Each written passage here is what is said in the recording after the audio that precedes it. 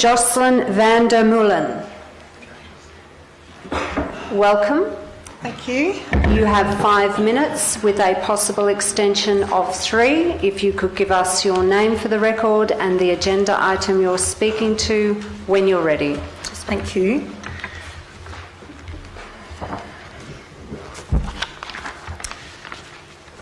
I've got 3 handouts that are just being passed out to all councillors. My name is Jocelyn van der Mullen. I live in the Batemans Bay region and I'm here representing the community group Friends of the Forest Mogo. But first I'll start. Dear Mayor, councillors, council staff and members of the Eurobodalla community here and also watching on webcast. The title of my talk is Meaningless Visual Protection Zone, Mogo Facts as opposed to Forestry Assurances. I've sent a copy of this talk to the media this morning and I'll now continue. As well as being part of Friends of the Forest Mogo, I'm also Secretary of the Coast Watchers Association, who I've been with for 3 years, and I'm a member of my local land care group. By way of introduction, I have 6 years' experience working for an independent state MP, have worked as the ACT Land Care Officer, and am currently completing a Masters in Environmental Science, which has included forestry studies. Prior to moving here from South Australia, I was Secretary of the Mylor Parklands Bush Care Group that manages 22 hectares of stringy bark forest surrounding our Adelaide Hills town. Our achievements include saving 5 hectares of forest from development, for which our group received a Local Government Australia Day Award. I have also received an Australia Day Award for working with Council on behalf of the community on roadside reserve management. So the first thing I'll address is I just want to point out if Corunna Forest used to be a dairy farm, then obviously this was not cleared by the owners. So I am here today to address the motion to support the Corunna community request for a 50 metres exclusion zone on either side of the Princess Highway. This has been asked so that this area in Corunna on either side of the Princess Highway is not logged. This follows a presentation of the petition that John referred to Andrew Constance, and the petition is asking to stop the logging of Corunna Forest. In the meantime, since logging started last week, 2 months earlier than the community was advised in writing, they were told it would start in mid-December. On the Friday, Forestry on the radio saying harvest plan's just been published, we're starting on Monday, 2 months early. So the community are very angry about that. They are still collecting data. They don't have time to complete their work. So the other reason for asking for the exclusion zone is because forestry work is on public land, and if an exclusion zone is granted, it is then transparent and accountable what area will not be logged, rather than the community having to wait around wringing their hands and see how forestry will apply this discretion. I'm here to talk about Mogo because the spotted gum forest directly behind Mogo Tourist Village that are still being logged have an extensive visual zone. So I'm referring to the harvest plan map of Mogo.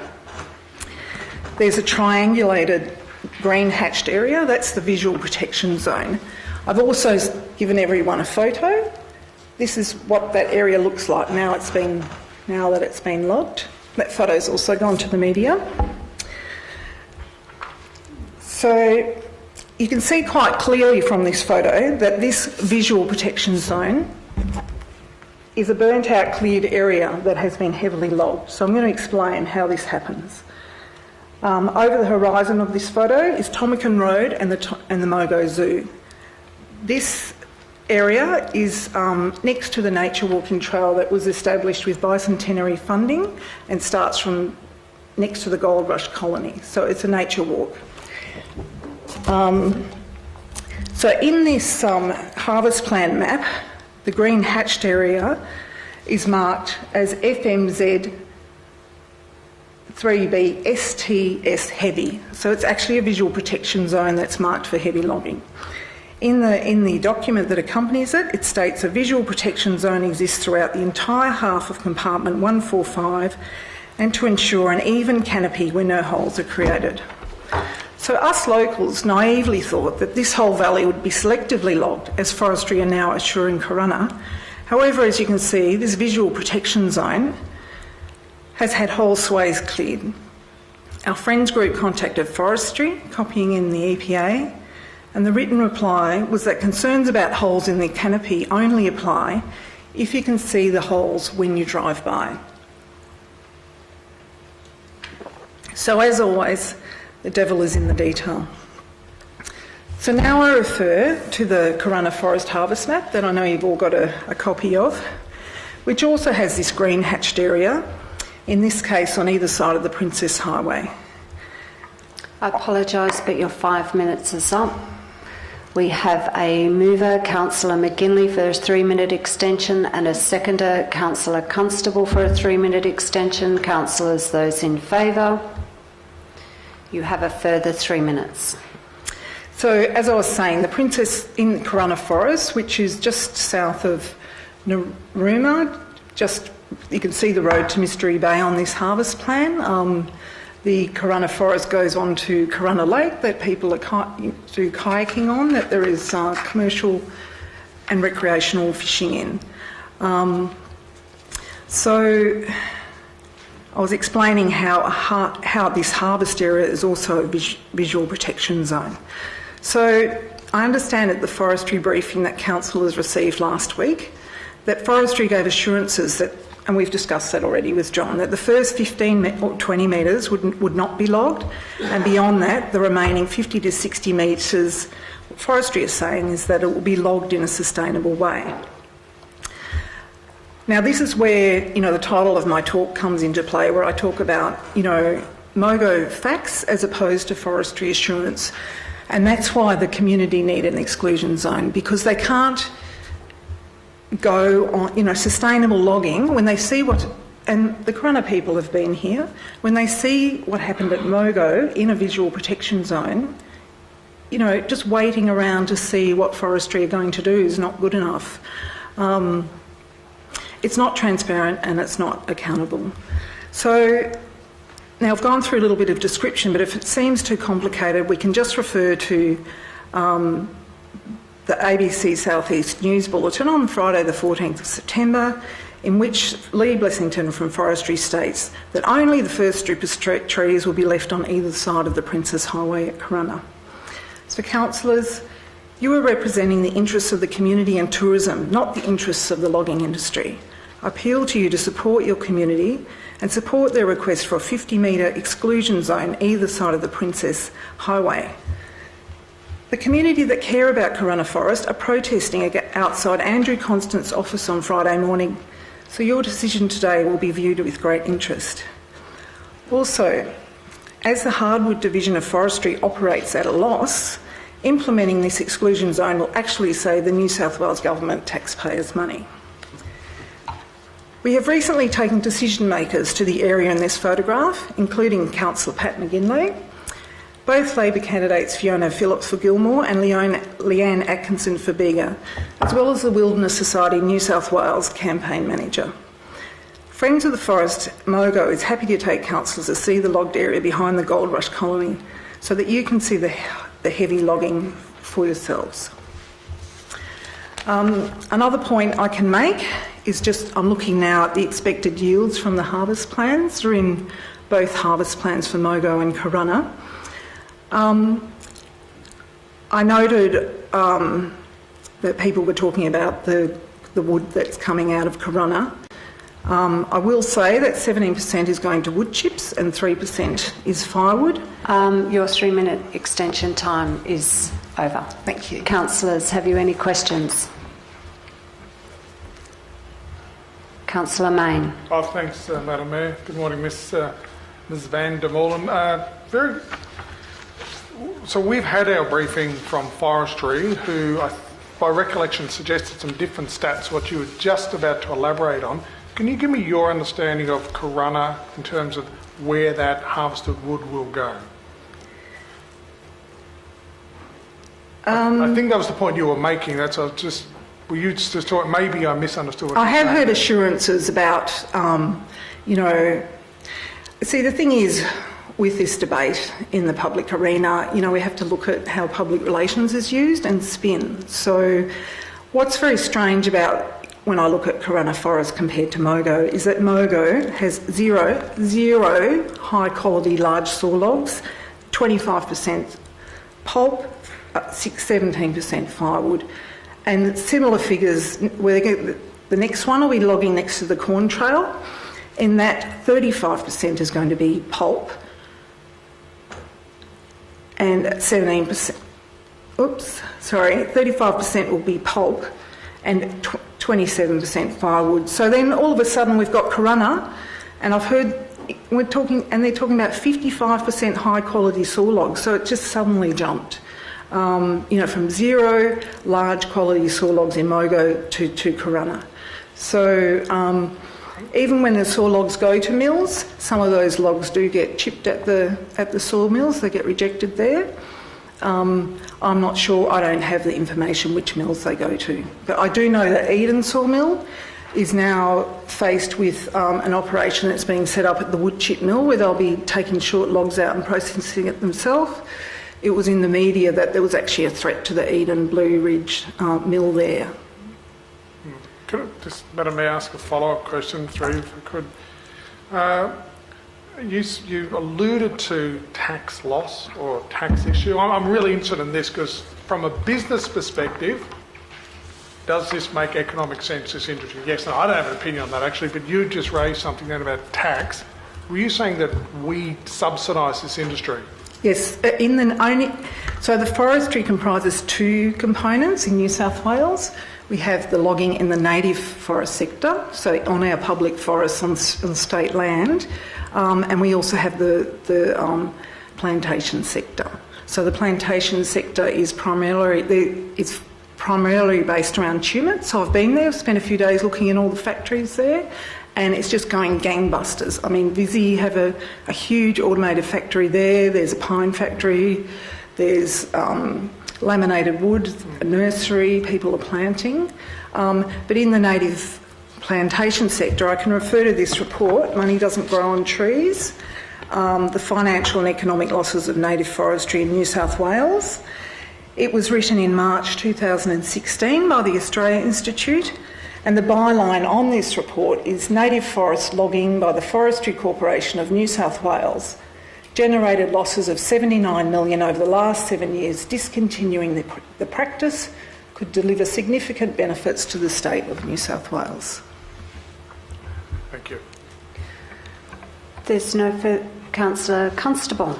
Thank you for your presentation. You'd be aware that in 2017 there was a net operating profit from hardwood logging in New South Wales of $3.8 million.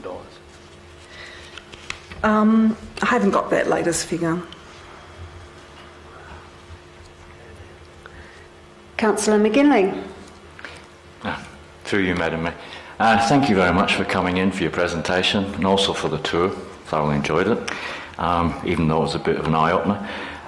Just a couple of things. At our presentation by the forestry people, we were informed that there'll be 5 home nesting trees, if you want to call them that, hollow-bearing trees, and 5 reserve trees might be the other word for it, per hectare left. Is that the same kind of numbers that would be used at Mogo, 5 and 5 per hectare? Yes, but I mean, when you look at it on the landscape, you're only seeing one tree here and then one over there, and nothing underneath. The thing I'm trying to get at here is that we've been advised that the logging is going to be of a different scale. The Mogo was heavy, and this is going to be like medium. But if it's still the same 5 and 5 for heavy and 5 and 5 for medium, can we, in your opinion, having examined this a lot more than I have, expect a similar visual to that in a medium as opposed to a heavy? I'm just trying to get perspective here. The thing is, when you're going on assurances, it's just naive. With the H&R trees, we actually reported 7 breaches to the Environmental Protection Authority in a very small area next to where the next speaker lives. That included a H&R tree that had just been pushed over.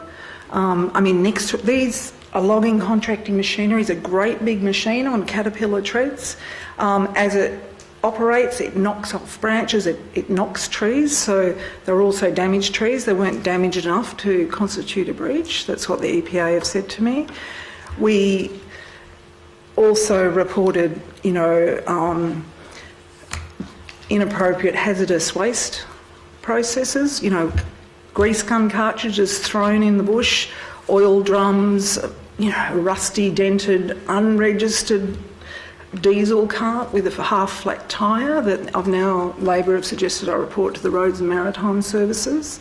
So, I've only been involved in this in the last year, and just everything we look at, if we report it, we find there's a sort of a wriggle out from things, anything we raise. So I just don't go on assurances. Thank you. Could I have a follow-up question, please? Thank you. To you, Madam Mayor. The previous speaker on this, Mr. Ramsey, gave us a lot of statistics. 2,141 non-compliance, another 1,900 non-compliance around fauna, roughly 4,000 over a 10-year period. Are you familiar with those statistics? Yes. Okay. Well, I'm not familiar, but I have heard You're aware of those. those? Yeah. Okay. And apparently, forestry was fined 3 times due to those breaches. When you report these breaches to the EPA, what explanation do you get as to why there's no action taken? Well, when you report matters, it's a long process. We don't necessarily get the outcome. New South Wales, unlike Victoria, no one but the EPA can take forestry to account in the court, so we don't have lawyers for forests or anyone like that being able to take out injunctions against forestry for breaches. I've got an article here, 2013, and it's about forestry being fined for $35,000 and court costs for causing environmental damage near Bateman's Bay over a series of hazard reduction burns went badly wrong.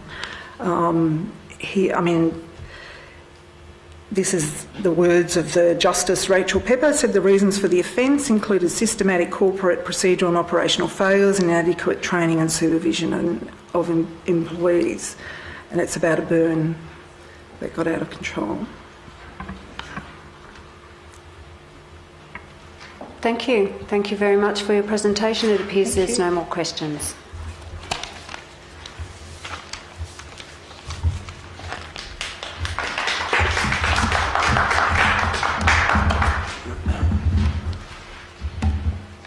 Lynn Freeman.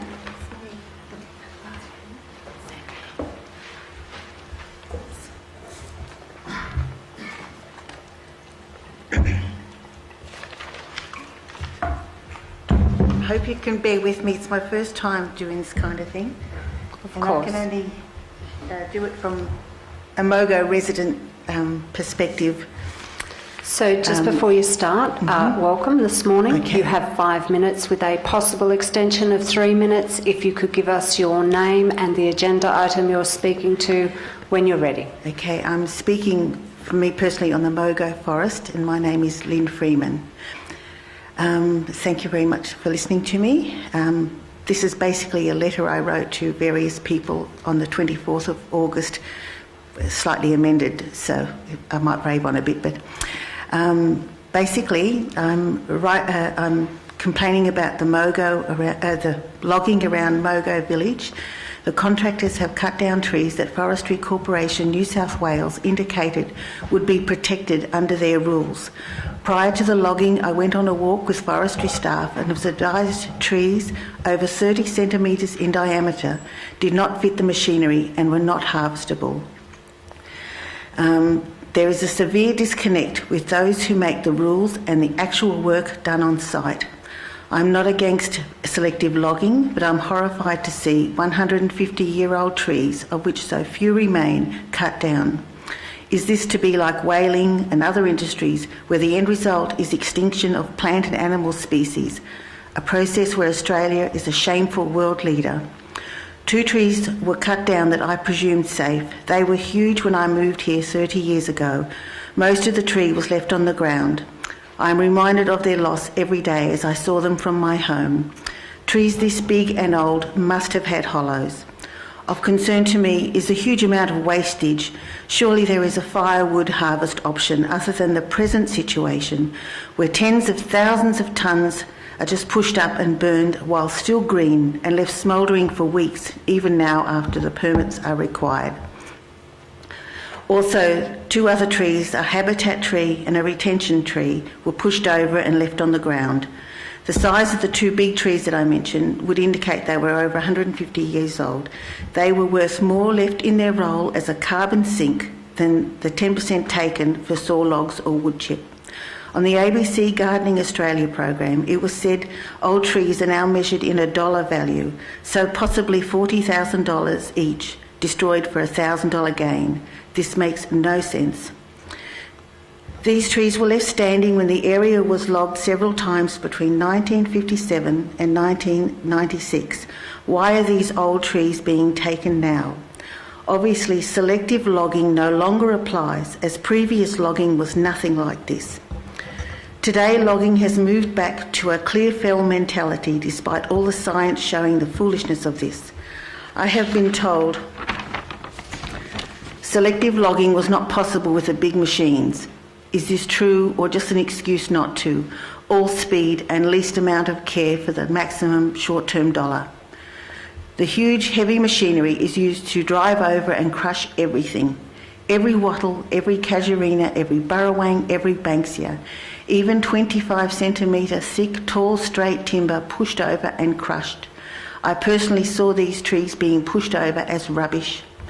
This is despite the harvest plan stating under the heading significant food resources, and I quote, mark for retention all glider sap feed trees, stands of forest oak, which is casuarina, and forest oak food trees. The crew should avoid damaging flowering or fruiting banksias or grass trees. That's the end of the quote. In most areas, there is no attempt at leaving any undisturbed understory as a refuge or food resource for animals, birds or insects or plant species needing such areas like ground orchids and nectar-feeding birds.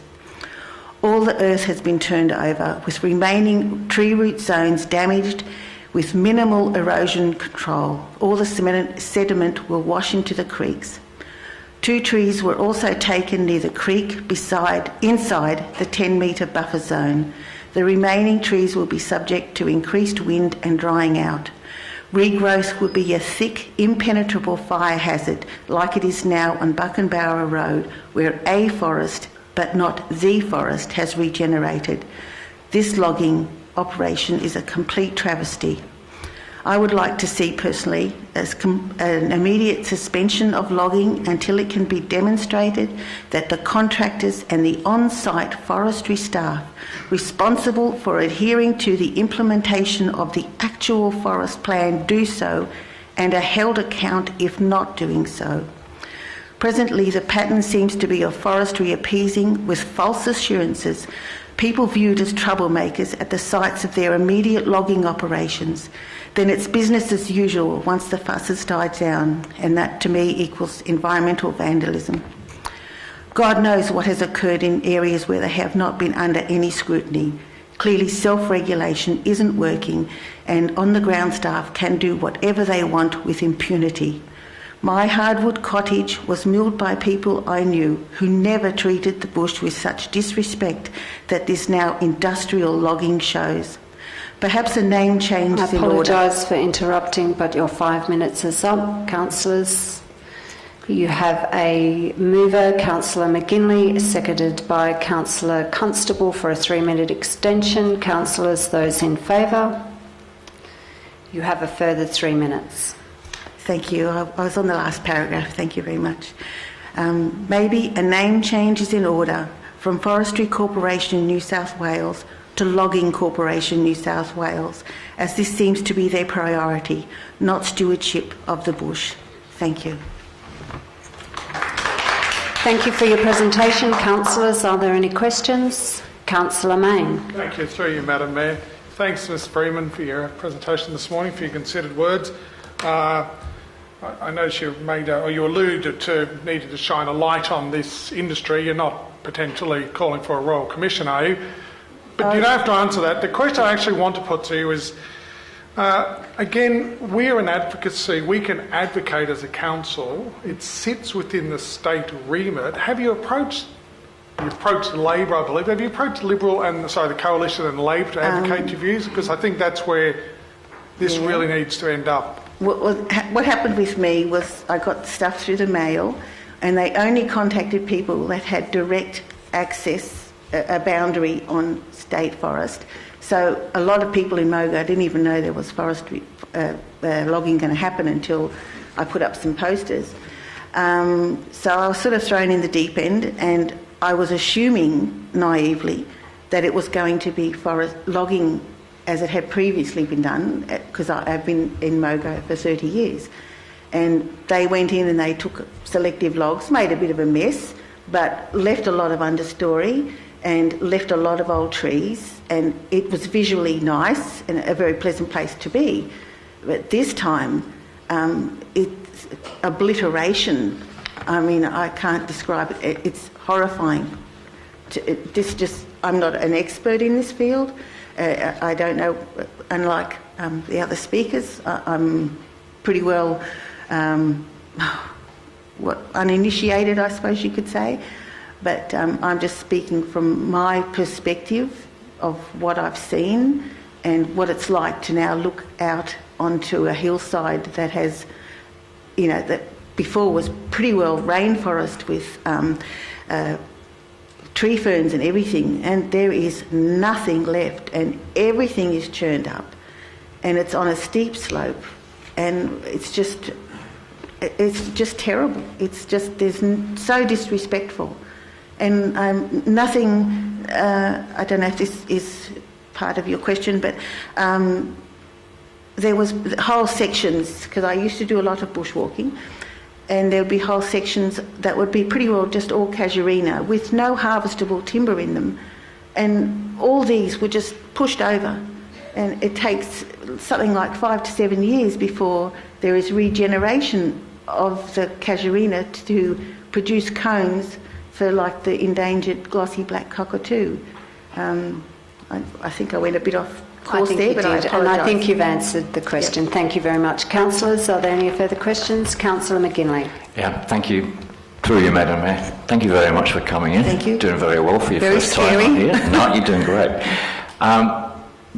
Yourself and the previous speaker mentioned breaches and lack of control, it seems, on the ground when the logging is happening. Yes. Are not forestry staff supposed to be there supervising contractors? We actually, and my neighbour and I, she wasn't able to come in today because she had to take her father to Canberra Hospital, but we did meet someone on site, and although he was polite, he pretty well said we can do whatever we like. That was his general thing, and he marked areas, and they just did what they wanted, really. And the only real people watching what they were doing was residents and people like action groups like Jocelyn. The forestry themselves, it's just a free-for-all. They don't obey any of their rules.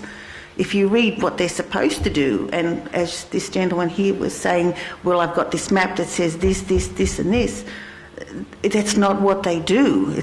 What they say is not what they do. So although I didn't know until yesterday, this was just dumped on me quickly, and I took the bit and ran with it. As the gentleman was talking about the Corunna, is it lake? Don't let them near the bloody thing. That's all I can say, because they will just. Look, there's that picture. That's what they'll do, and Thank you, and I think you've answered that question as well. Okay. Sorry about that. I got a bit emotional, but that's okay. Through you, Madam Mayor. Mr. Freeman, thank you for your presentation. We were told that Mogo Forest was a totally different forest to Corunna, and I think that we've got to allow for that. But can you tell me, do you know if there were any infringements laid against forestry for what they did at Mogo and how that outcomes have come? As far as I know, well, we only found, because my neighbour's kids were climbing all over the stuff, and the kids said, hey, look, there's writing on this tree. And lo and behold, they'd pushed over a H tree, which is a habitat tree, and a retention tree, which is supposed to be kept. Now, unless the kids had not gone over it, we wouldn't have known.